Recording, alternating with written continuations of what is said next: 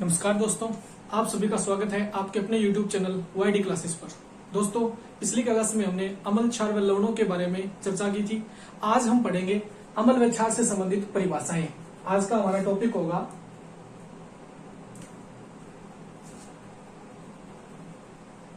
अम्ल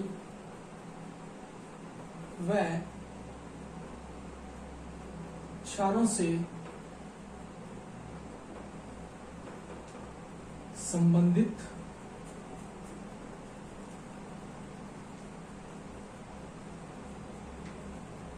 परिभाषाएं। तो आज हम पढ़ेंगे कि अम्ल व क्षार से संबंधित परिभाषाएं क्या क्या होती है, कैसे उनको बताया जाता है, किन वैज्ञानिकों ने दी है। तो इस संदर्भ में जो सबसे पहली परिभाषा आती है वो आती है आरेनियस की। सबसे पहली जो परिभाषा आती है वो आती है आरेनियस की। आरेनियस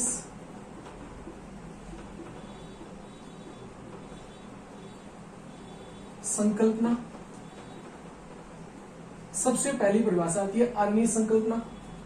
अब बात करते हैं कि आरेनियस ने इस परिभाषा को 1887 में दिया था और क्या बताया? आरेनियस के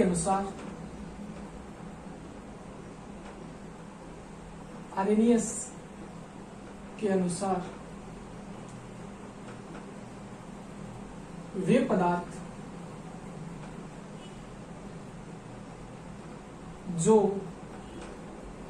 अपने जलीय विलयन में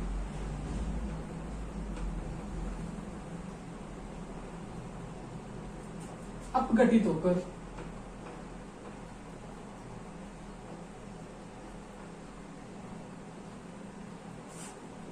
H+ आयन,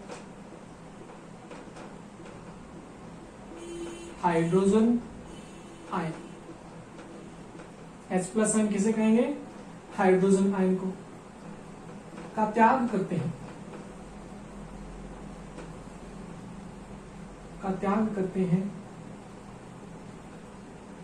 अम्ल कहलाते हैं। क्या कहलाते हैं? अम्ल कहलाते हैं। तथा वे पदार्थ जो अपने जलीय विलयन में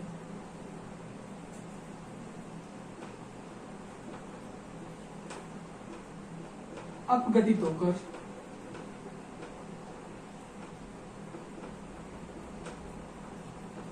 OH- आयन, जिसे हम हाइड्रोक्सिल आयन भी कहते हैं, हाइड्रोक्सिल आयन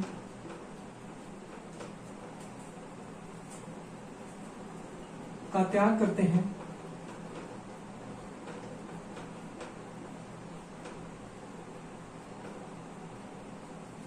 क्षार कहलाते हैं। क्या कहलाते हैं? क्षार कहलाते हैं। देखिए, एक बार फिर से मैं रिपीट करता हूं कि आरेनियस ने क्या कहा। आरेनियस ने कहा कि वे पदार्थ जो अपने जलीय विलयन में, यानी आपको कुछ ऐसे पदार्थ दिए जाएं जो अपने जलीय विलयन के अंदर अपघटित होकर, टूटकर H+ आयन या हाइड्रोजन आयन का त्याग करते हैं। अपघटित मतलब वियोजित होकर या टूटकर हाइड्रोजन आयन का त्याग करते हैं, अम्ल कहलाते हैं। क्या कहलाते हैं? अम्ल कहलाते हैं। तथा वे पदार्थ जो अपने जलीय विलयन में अपघटित होकर हाइड्रोक्सिल आयन, OH- आयन का त्याग करते हैं, क्षार कहलाते हैं। ये बात किसने कही? आरेनियस ने कही, अम्ल व क्षार की परिभाषा देते हुए। अब इसके बाद हम बात करते हैं इसके उदाहरणों की। इसने कैसे बताया कि कौन से पदार्थ जो है वो अम्ल है और कौन से पदार्थ जो है वो क्षार है। तो इसमें उदाहरणों की बात करें तो उदाहरण आते हैं। उदाहरण इसमें क्या आएंगे?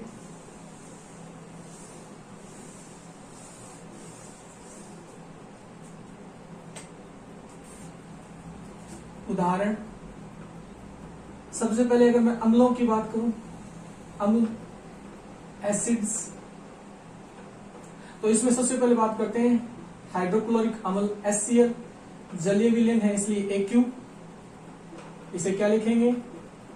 हाइड्रोक्लोरिक अम्ल।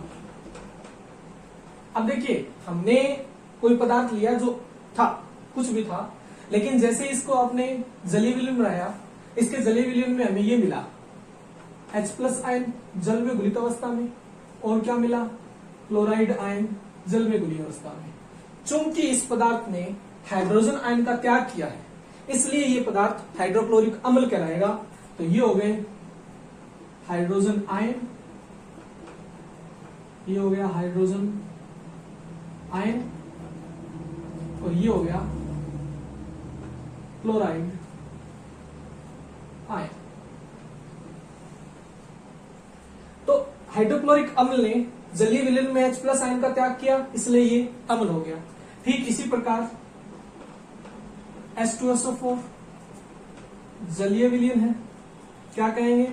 सल्फ्यूरिक अम्ल,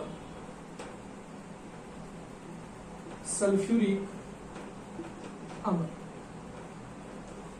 जलीय विलयन में बोला जल अपघटन हुआ तो क्या बनेगा? 2H+ SO4-, तो ये बने हाइड्रोजन आयन,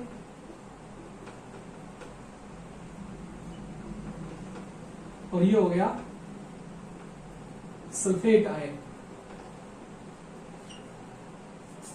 और बात करें, और भी बहुत सारे इसके एग्जांपल हैं, जैसे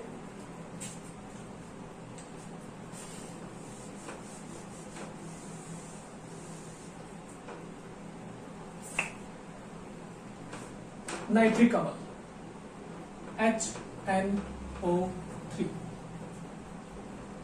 जल में घुलित अवस्था में है, क्या होगा?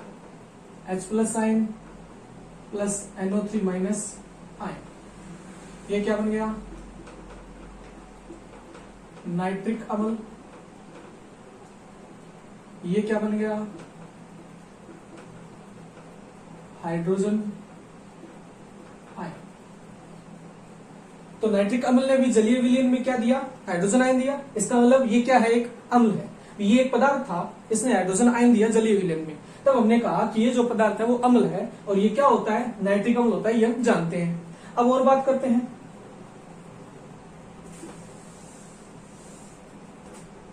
अगला जो उदाहरण है वो हम लेते हैं CH3COOH एसिटिक अम्ल का।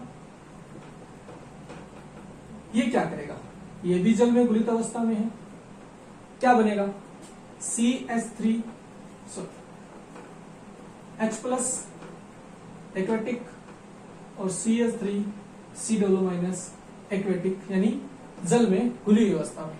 इसने भी क्या दिया? हमें H+ आयन दिया घुलित अवस्था में। घुलित अवस्था में क्या दिया है? H+ आयन प्रदान किया है। इसका मतलब एसिटिक अम्ल भी एक अम्ल है, यानी ये जो पदार्थ था वो क्या था? अम्लीय प्रवृत्ति का था, इसलिए हमने इसे कहा एसिटिक अम्ल। ऐसा क्यों कहा? ऐसा इसलिए कहा क्योंकि इसने अपने जलीय विलयन में हाइड्रोजन आयन का त्याग किया है। और बात करें H2CO3 कार्बोनिक अम्ल,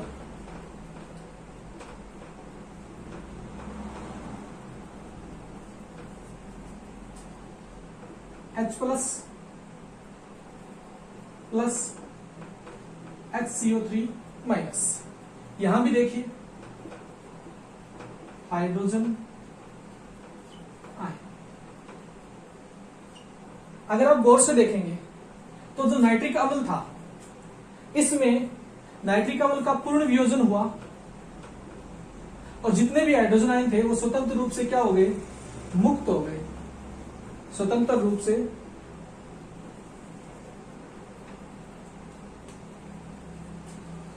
ये क्या हो गए? मुक्त। H+ आयन है ये।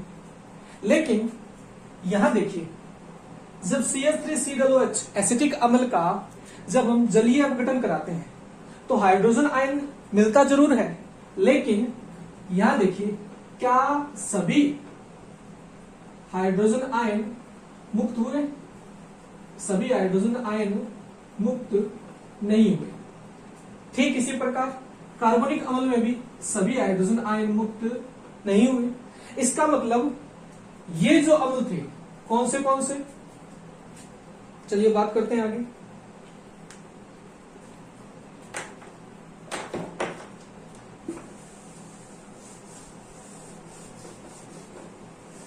देखिए HCl, H2SO4 और HNO3, ये जो अम्ल थे ये क्या हो रहे थे, पूर्ण वियोजित, जल में पूर्ण वियोजित यानी पूरी तरह से टूट रहे थे, टूटकर वियोजित होकर, पूर्ण वियोजित होकर H+ आयन प्रदान करते हैं। परंतु लेकिन जो एसिटिक अम्ल है और कार्बोनिक अम्ल है ये क्या करते हैं, ये पूर्ण वियोजित नहीं होते हैं, पूर्ण वियोजित नहीं होते। ठीक है, बड़ा हिस्सा मतलब आयनों का बड़ा हिस्सा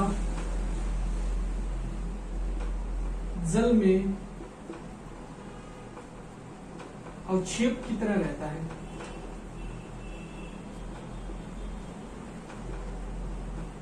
इसका मतलब क्या हुआ कि यहां पे जब आपने CH3COOH का जलीय अपघटन करवाया था तो क्या बना, H+ और CH3COO-। अब गौर से देखिए ये जो हाइड्रोजन आयन है वो पूरी तरह से टूटे नहीं है। यहाँ ये हाइड्रोजन आयन भी मुक्त हो जाते तो हम कहते हैं कि इसका पूर्ण वियोजित हुआ है, लेकिन यहाँ पे केवल एक हाइड्रोजन आयन मुक्त हुआ और बाकी एक बड़ा हिस्सा जो है वो आयनों का इसी में अवक्षेप की तरह बना रहता है। इसका मतलब ये पूर्ण वियोजित नहीं होते। तो मैंने आपको ऐसा क्यों बताया, क्योंकि यहां से देखिए HCl, H2SO4, HNO3 जल में पूर्ण वियोजित होकर हाइड्रोजन आयन देते हैं। CH3COOH एसिटिक अम्ल और कार्बोनिक अम्ल H2CO3 पूर्ण वियोजित नहीं होते, आयनों का बड़ा हिस्सा जल में अवक्षेप की तरह रहता है। इसका मतलब ये अपने अम्लीय गुण अधिक दर्शाएंगे और ये अपने अम्लीय गुण कम दर्शाएंगे। इसीलिए हमने इनको तो कह दिया कि ये क्या है, ये प्रबल अम्ल है, ये क्या है, प्रबल अम्ल है। और जो ये है ये क्या है, ये दुर्बल अम्ल है। तो प्रबल अम्ल की हमारे पास परिभाषा क्या आएगी, ऐसे पदार्थ तो जलीय वियोजन में या ऐसे अम्ल, क्योंकि अब प्रबल अम्ल बोल रहे हैं तो ऐसे अम्ल जो जलीय विलयन में पूर्ण वियोजित होकर हाइड्रोजन आयन प्रदान करते हैं उन्हें प्रबल अम्ल कहा जाता है। जबकि ऐसे अम्ल जो जलीय विलयन में पूर्ण वियोजित नहीं होते हैं, आयनों का एक बड़ा हिस्सा जल में अवक्षेप की तरह रहता है, उन्हें दुर्बल अम्ल कहा जाता है। क्या कहा जाता है, दुर्बल अम्ल। तो आपको प्रबल अम्ल और दुर्बल अम्ल समझ में आए होंगे। अब बात करते हैं उस हाइड्रोजन आयन की जो यहां पर मुक्त होता है।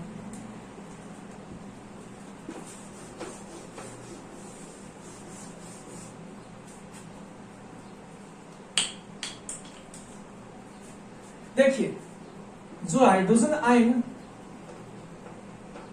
यहां मुक्त होता है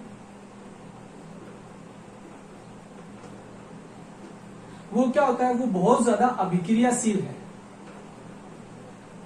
ये बहुत ज्यादा क्या होता है, अभिक्रियाशील होता है। तो ये क्या करता है, ये हाइड्रोजन आयन जल के अणुओं से क्रिया कर लेता है और इससे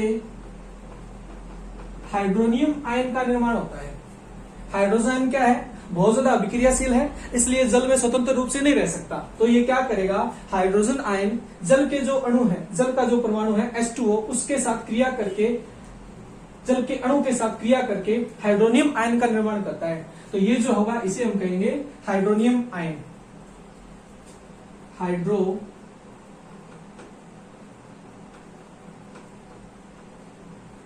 हाइड्रोनियम हाइड्रोजन आयन है जो स्वतंत्र रूप से नहीं रह सकता है। क्यों? मुक्त जरूर होता है लेकिन बहुत ज्यादा अभिक्रियाशील होने के कारण ये स्वतंत्र रूप से नहीं रह सकता, स्वतंत्र रूप से नहीं रह सकता। इसीलिए ये जल के साथ क्रिया करता है और हाइड्रोनियम आयन का निर्माण करता है। इसका मतलब हमें जल में हाइड्रोजन आयन किस अवस्था में मिलेगा? हाइड्रोजन आयन हाइड्रोनियम आयन के रूप में मिलेगा। यानी जल में, इसे ऐसे लिखिए कि जलीय विलयन में hydrogen ion hydronium ion H3O plus H plus ion hydronium ion H3O plus के रूप में रहता है, के रूप में रहता है। तो ये हमने बात की आर्यनीय संकल्पना की। अब इसी आर्यनीय श्रृंखला में हम क्षारों की बात और करते हैं। तो अब तक हमने अम्लों की बात की थी, अब हम क्षारकों की बात करते हैं।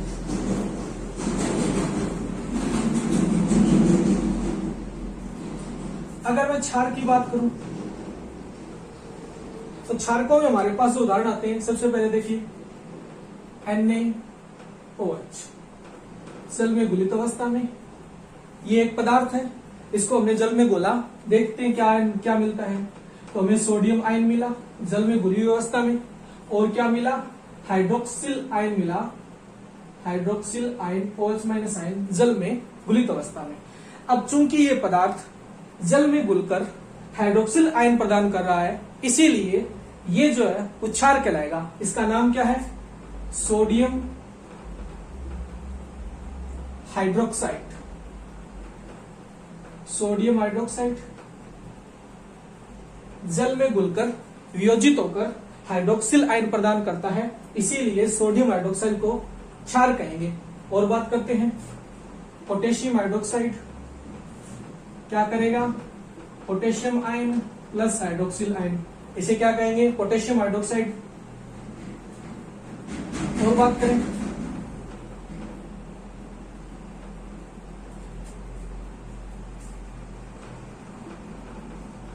अमोनियम हाइड्रोक्साइड,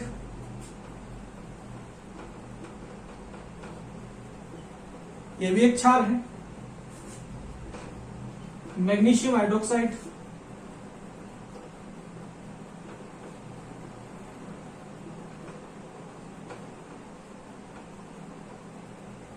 और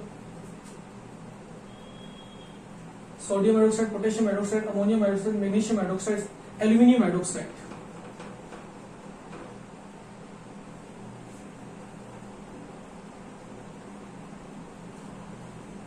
ठीक,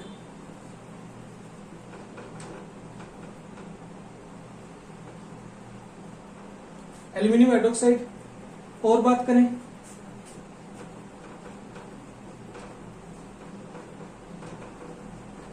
और कैल्शियम हाइड्रोक्साइड, तो ये सभी क्या है? हाइड्रोक्साइड आयन का त्याग कर रहे हैं। ये सभी क्या कर रहे हैं? जलीय विलयन में घुलकर हाइड्रोक्सिल आयन का त्याग कर रहे हैं, इसीलिए इन्हें क्या कहा जाएगा? इन्हें क्षार कहा जाएगा। इन्हें क्या कहा जाएगा? इन्हें क्षार कहा जाएगा।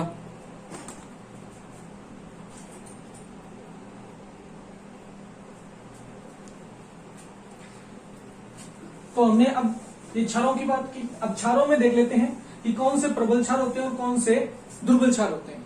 तो देखिए NaOH, KOH, NaOH, KOH, ये क्या होते हैं? ये जलीय विलयन में पूर्णतः आयनित होकर यानी टूटकर वियोजित होकर लिख सकते हैं, हाइड्रोक्सिल आयन देते हैं, हाइड्रोक्सिल आयन या OH माइनस आयन देते हैं। इसलिए इन्हें हमने क्या कह दिया? तो ये क्या कहलाएंगे? प्रबल क्षार। ये क्या कहलाएंगे? प्रबल क्षार कहलाते हैं। जलीय विलयन में पूर्णतः आयनित होकर हाइड्रोक्साइड आयन देते हैं, प्रबल क्षार कहलाते हैं। यानी ऐसे क्षार है जो जलीय विलयन में क्या होंगे? पूरी तरह से टूट जाएंगे और हाइड्रोक्साइड आयन जो है, हाइड्रोक्सिल आयन है, उसका त्याग करेंगे, इसलिए इन्हें क्या आ गया? प्रबल क्षार। अब बात करते हैं अन्य क्षारों की, तो अमोनियम हाइड्रोक्साइड और मैग्नीशियम हाइड्रोक्साइड, ये क्या करते हैं, अमोनियम हाइड्रोक्साइड, मैग्नीशियम हाइड्रोक्साइड, ये क्या करते हैं, ये जलीय विलयन में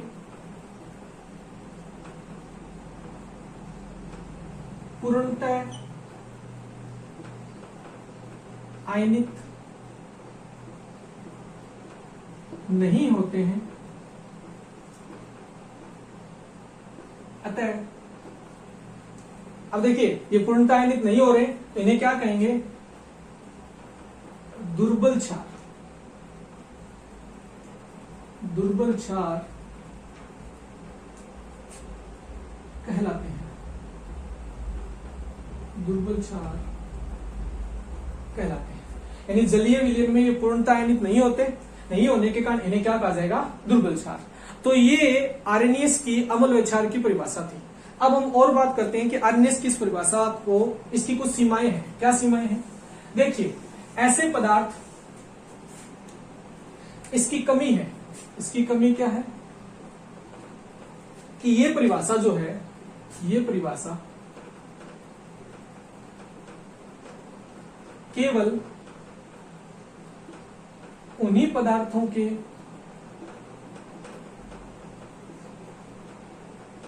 बारे में बताती है जिनमें H+ आयन या हाइड्रोक्सिल आयन होते हैं। परिभाषा ने क्या कहा कि जो अम्ल में H+ आयन देंगे वो तो, सॉरी, जो जलीय विलयन में H+ आयन देंगे वो तो होंगे अम्ल, और जलीय विलयन में हाइड्रोक्सिल आयन देंगे वो क्या होंगे, क्षार। यानी ये परिभाषा केवल उन्हीं पदार्थों के बारे में बताती है जिनमें हाइड्रोजन आयन या हाइड्रोक्सिल आयन होते हैं।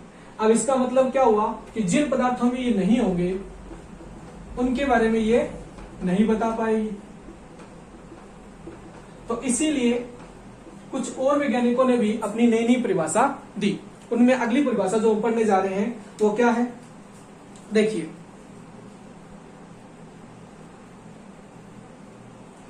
अम्ल व क्षारों की जो अगली परिभाषा है उसकी हम बात करें तो वो आती है, वो हमारे पास आती है अम्ल तथा क्षारों की ब्रोंस्टेड लोरी अवधारणा। यानी ब्रोंस्टेड और लोरी दो वैज्ञानिक थे, इन्होंने अम्ल व क्षारों की एक नई परिभाषा दी। वो जानते हैं हम क्या होते हैं, तो इनका स्टेटमेंट सुन लेते हैं। इन्होंने अपनी परिभाषा में क्या कहा, इन्होंने कहा कि अम्ल जो होते हैं, अम्ल प्रोटॉन दाता होते हैं। अम्ल क्या होते हैं, प्रोटॉन दाता होते हैं। अम्ल प्रोटॉन दाता होते हैं, अम्ल प्रोटॉन दाता होते हैं, जबकि क्षार प्रोटॉन ग्राही होते हैं। क्षार प्रोटॉन ग्राही होते हैं। ये किसने कहा, ब्रोंस्टेड लोरी ने अपनी परिभाषा में ये कहा कि अम्ल जो होते हैं वो प्रोटॉन दाता होते हैं, जबकि क्षार प्रोटॉन ग्राही होते हैं। ये परिभाषा ब्रोंस्टेड और लोरी ने दी। इसके साथ ही इन्होंने संयुग्मी अम्ल तथा संयुग्मी क्षार के बारे में बताया, के बारे में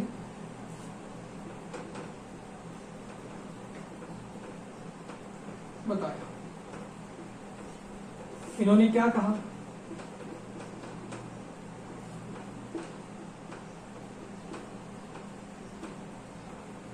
इन्होंने एक अभिक्रिया दी और इस अभिक्रिया के माध्यम से हमें समझाया कि अम्ल क्या होते हैं और क्षार क्या होते हैं। देखिए, क्या मैं इसे ऐसे लिख सकता हूं, H+ A minus plus B और इससे। अब देखिए ये जो A है, ये H प्लस आयन का त्याग करता है और H प्लस आयन B जो है वो उसको ग्रहण कर लेता है। तो A से हुआ त्याग तो A तो माइनस हो जाएगा और ये हो जाएगा H प्लस बी। तो यहां से हमें परिभाषा के हिसाब से देखें, प्रोटॉन दाता अम्ल। प्रोटॉन क्या होता है? H प्लस आयन को हम क्या कहते हैं? प्रोटॉन कहते हैं। H प्लस आयन को हम क्या कहते हैं? प्रोटॉन कहते हैं। प्रोटॉन दान किसने किया? यहां पर A ने किया, तो A क्या हो जाएगा? अम्ल हो जाएगा। जबकि ग्रहण किसने किया? B ने किया, इसलिए B क्या हो जाएगा? क्षार हो जाएगा। तो ये जो अभिक्रिया है वो दी थी ब्रोंस्टन लोरी ने अम्ल व क्षारों को समझाने के लिए। आगे बात करते हैं, जैसे उदाहरण की बात करें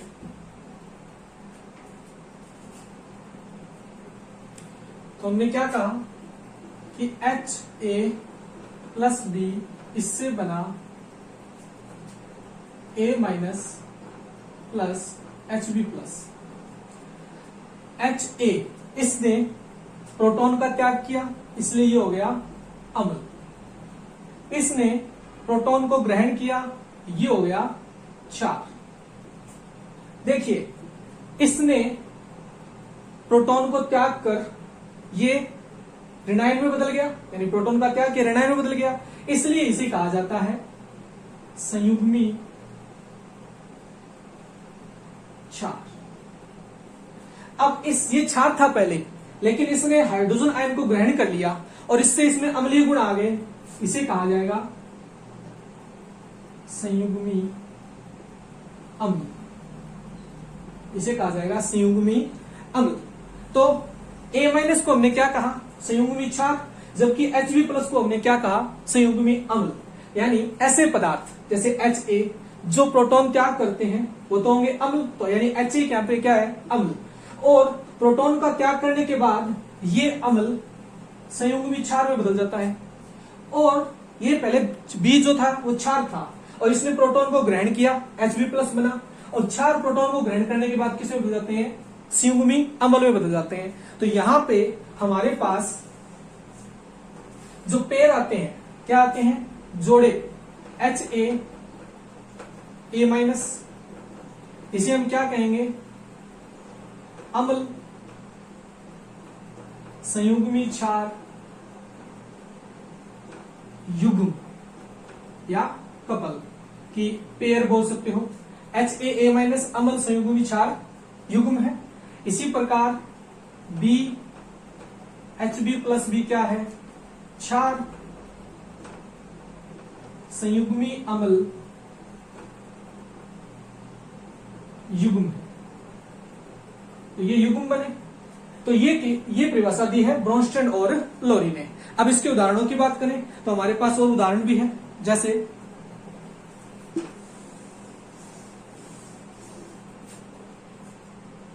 एग्जाम्पल की बात करते हैं।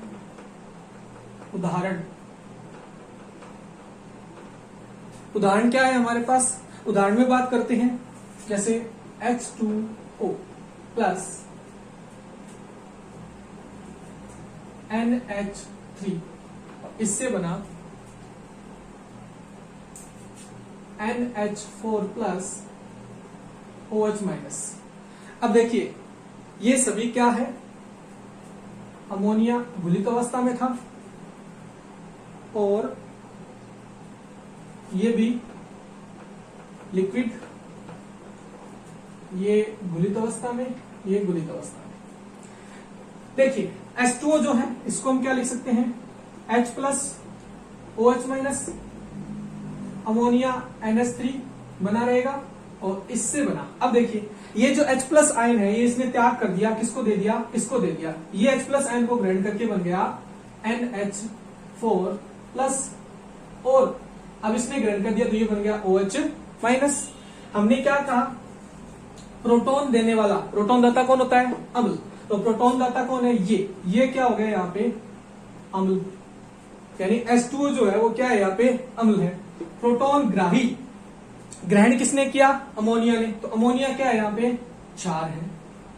अब प्रोटॉन त्याग कर जो ऋणात्मक आयन में बदल जाए। तो ये अम्ल था, ये बन गया क्षार, इसे क्या कहेंगे? संयुग्मी क्षार। इसने ग्रहण किया प्रोटॉन को, ये बन गया संयुग्मी अम्ल। तो अम्ल ने यानी H2O ने प्रोटॉन को त्याग किया और ये संयुग्मी क्षार में बदल गया। अमोनिया ने उस प्रोटॉन को ग्रहण किया और ये संयुग्मी अम्ल में बदल गया। ये बात कही थी ब्रोंस्टन-लोरी ने। ब्रोंस्टन-लोरी ने इसी प्रकार से समझाया कि यहाँ अम्ल और क्षार जो आप कैसे पहचानोगे रासायनिक अभिक्रियाओं में। आगे बात करते हैं।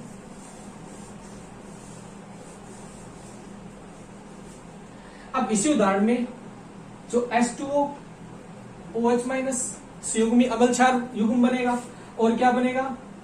NH3 NH4+ भी क्या बनेगा? संयुग्मी अम्ल क्षार युग्म बनेगा। अभी जो उदाहरण हमने किया उसमें।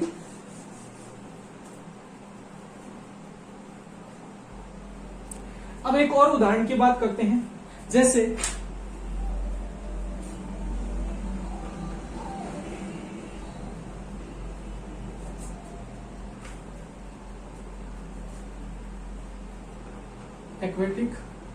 एक्वेटिक। ये क्या करता है? अपने प्रोटॉन को त्याग देता है, यानी H+ Cl- और ये इसको ग्रहण कर लेता है H2O, और इससे क्या बना? Cl- प्लस H3O प्लस, ये बना। अब देखिए, यानी HCl ने अपने प्रोटॉन को त्याग दिया और क्लोराइड आयन में बदल गया, यानी HCl अम्ल प्रोटॉन दाता होते हैं, तो HCl क्या हो गया? अम्ल हो गया। प्रोटॉन त्याग कर अम्ल हो गया। प्रोटॉन त्याग कर इसने संयुग्मी क्षार क्लोराइड आयन का निर्माण किया, संयुग्मी क्षार।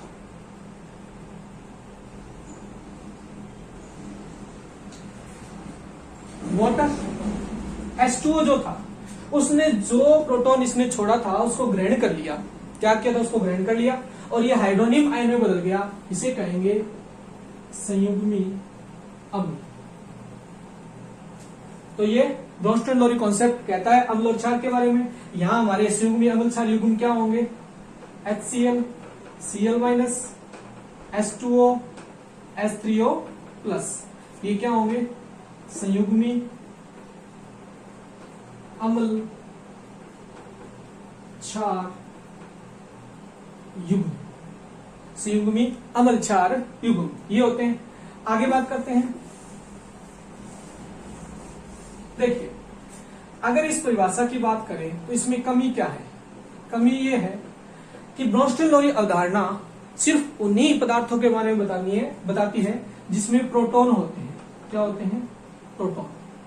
ब्रोंस्टन-लोरी अवधारणा केवल उन्हीं पदार्थों के बारे में हमें एक्सप्लेन करवाती है जिनमें प्रोटॉन होता है, जो प्रोटॉन ग्रहण करते हैं। अब ऐसे पदार्थ भी तो होते हैं ना जिनमें प्रोटॉन नहीं होता, जैसे एप्रोटिक पदार्थ। एप्रोटिक पदार्थ जैसे कार्बन डाइऑक्साइड, CO2। क्या है? अब CO2 में H+ आयन, यानी प्रोटॉन तो है ही नहीं। प्रोटॉन नहीं है तो इसके बारे में कुछ बताएगा ही नहीं। अब हमें पता थोड़ा चलेगा कि CO2 जो है वो अम्ल है या क्षार है। CO2 हो गया, SO2 हो गया, सल्फर डाइऑक्साइड होगी। ये जो है ये एप्रोटिक होते हैं।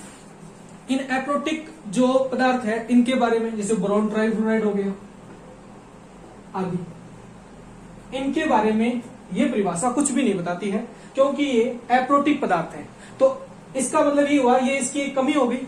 तो ये परिभाषा भी पूरी तरह से अम्ल व क्षारों को परिभाषित नहीं कर पाई।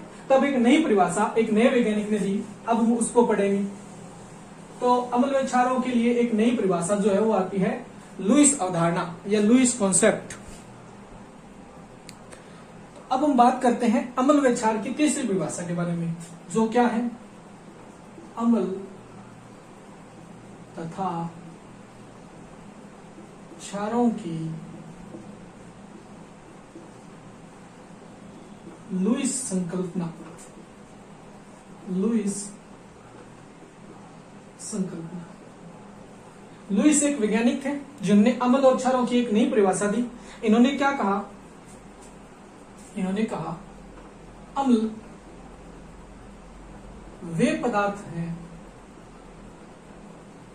अम्ल वे पदार्थ हैं जो इलेक्ट्रॉन युग्म ग्रहण करते हैं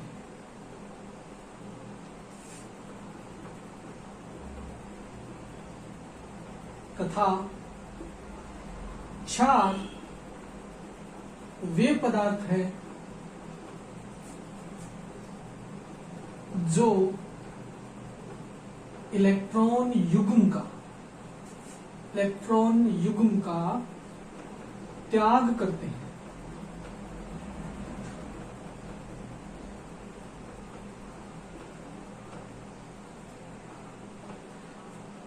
लुईस ने क्या कहा कि अम्ल वे पदार्थ है जो इलेक्ट्रॉन युग्म मतलब दो इलेक्ट्रॉनों का एक जोड़ा इलेक्ट्रॉन युग्म कहलाएगा, ग्रहण करते हैं, वो तो होंगे अम्ल, यानी इलेक्ट्रॉन युग्म ग्रहण करने वाले अम्ल और इलेक्ट्रॉन युग्म का त्याग करने वाले क्या होंगे, क्षार।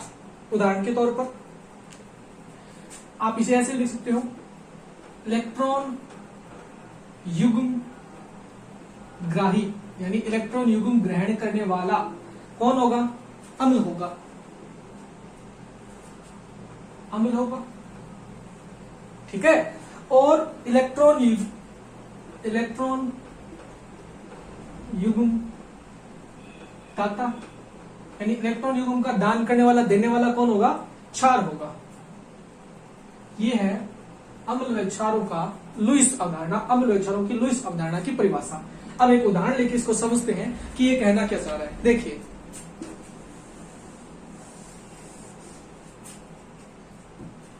जैसे हमारे पास उदाहरण है बोरॉन ट्राइफ्लोराइड प्लस अमोनिया, और ये अमोनिया के पास एक इलेक्ट्रॉन पेयर है यानी दो इलेक्ट्रॉनों का एक जोड़ा है। अब बात करते हैं, और इससे ये बनाता है F3BNS3, ये बनता है इससे। अब देखिए, ये बोरॉन ट्राइफ्लोराइड जो है वो तो यहाँ पे अम्ल है और ये अभी यहाँ पे क्षार है। हमें पता कैसे चला ये कि यहाँ पे ये अम्ल है, ये क्षार है, ये हमें सीखना है। तो इसके लिए हम क्या करते हैं, देखिए अमोनिया के पास क्या है, ये इलेक्ट्रॉन युग्म है, ये इलेक्ट्रॉन युग्म ये इसे दान कर देता है, ठीक है। अमोनिया इलेक्ट्रॉन युग्म इसे दान कर देता है। इलेक्ट्रॉन युग्म दान करने वाला क्या होता है, क्षार। इसका मतलब अमोनिया क्या हो गया, क्षार हो गया। ग्रहण करने वाला क्या होता है, अम्ल, तो ये क्या हो गया, अम्ल हो गया। यही बात किसने कही, लुईस ने कही। अब देखिए यहां जो ये यौगिक बनाते हैं, इनके बीच में ये जो एरो है, एरो ये उपसह संयोजक बंध को दर्शाता है। उपसह संयोजक बंध को दर्शाता है। इस बंध से मतलब क्या है, ये जो इलेक्ट्रॉन युग्म है ये अमोनिया के द्वारा दान किया गया है और इसके द्वारा ग्रहण किया गया है, लेकिन इस इलेक्ट्रॉन युग्म पर दोनों ही जो यौगिक है, दोनों ही जो कंपाउंड है, उनका बराबर अधिकार है। इस प्रकार के ये जो बंध होते हैं इन्हें उपसह संयोजक बंध कहते हैं। तो यहाँ ये अमोनिया और बोरॉन ट्राइफ्लोराइड के बीच में उपसह संयोजक बंध बनता है और इससे यौगिक प्राप्त होता है। ये इससे हमें पता चलता है कि जो बोरॉन ट्राइफ्लोराइड है वो तो अम्ल है और अमोनिया जो है वो क्षार है। अमोनिया जो है वो क्षार है और बोरॉन ट्राइफ्लोराइड क्या है, अम्ल है। इससे इनके बीच में एक उपसहसंयोजक बंध बनता है और ये यौगिक का निर्माण होता है। अब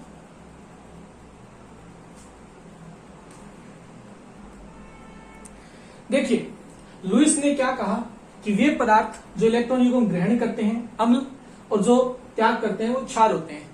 अब देखिए ग्रहण कौन करेगा, जिसको जरूरत होगी यानी जिसके पास इलेक्ट्रॉन की कमी होगी वही तो इलेक्ट्रॉन ग्रहण करेगा इलेक्ट्रॉन युग्म को।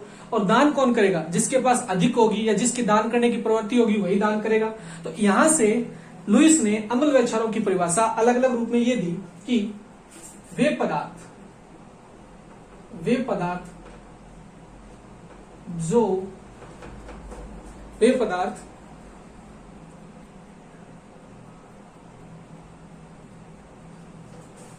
जिनको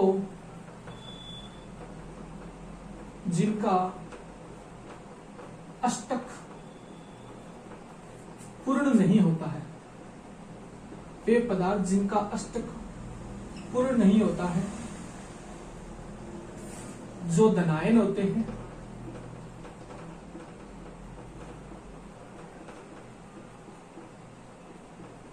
तो यही तो इलेक्ट्रॉन ग्रहण करेंगे। जिनका अष्टक पूर्ण नहीं होता, जो धनायन होते हैं, इलेक्ट्रॉन ग्रहण करेंगे, वे लुईस अम्ल की भांति कार्य करते हैं। अम्ल की भांति कार्य करते हैं। जैसे लुईस अम्ल की भांति कार्य करते हैं, जैसे बोरॉन ट्राइफ्लोराइड,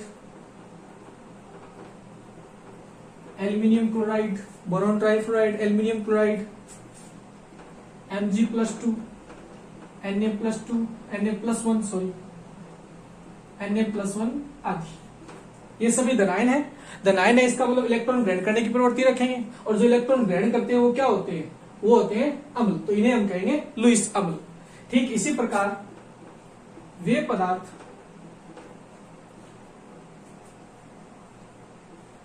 जिनमें इलेक्ट्रॉन त्यागने की प्रवृत्ति पाई जाती है,